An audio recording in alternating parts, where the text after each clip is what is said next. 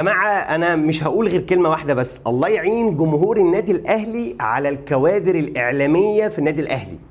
من بعد ماتش سيراميكا وكيلوباترا مفيش واحد من الكوادر الإعلامية الأهلاوية مسك وحلل أداء فني للمباراة، مفيش. يا جماعة بيقولوا كلام غريب وعجيب، أنا مش متفهم أنت كجمهور متقبل تسمع الهري ده إزاي؟ شيخ أسامة حسني لعيب محترم جدا، بس واجهة لا تليق بالإعلام الرياضي على الإطلاق. كلامه غريب جدا يا جماعة. امبارح بيقول لك أصل الحكم من كفر الشيخ، وحط تحتها 100 خط. مالها كفر الشيخ؟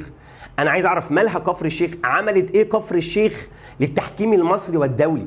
عملت إيه كفر الشيخ؟ خلاص، وذنبها ايه؟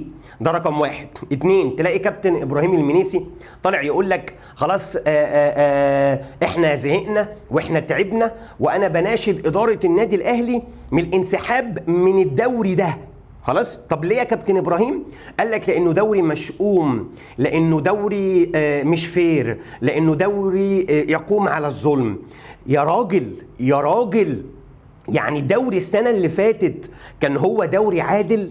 كان هو دوري مظبوط؟ يا كابتن ابراهيم المنيسي، ده انت السنة اللي فاتت في الدوري العام اتحسب لك دوري باطل على اساس انه لم يخصم منك نقاط الانسحاب. يا كابتن ابراهيم، ده انت انسحبت على مرأى ومسمع من كل العالم واتخصم لك 3 نقاط، والثلاث النقاط التانيين ما اتخصموش. يا كابتن ابراهيم، ده الرابطه نزلت بيان بخصم 6 نقاط ثم تراجعت وحذفته. يا كابتن ابراهيم، ده الاهلاويه نفسهم والناس المحترمه قالوا يا جماعه لو الاهلي ما اتخصمش منه ال6 نقاط يبقى هي فعلا كوسه، ويبقى هي فعلا بلوزه، ويبقى هي فعلا الدولي خلاص الاهلي مسنود. يا كابتن ابراهيم، ده الكلام ده اللي اتقال.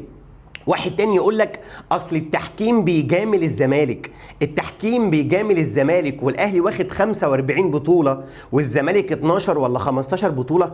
يا جماعه كلام بالمنطق وبالعقل مفيش، خلاص مفيش.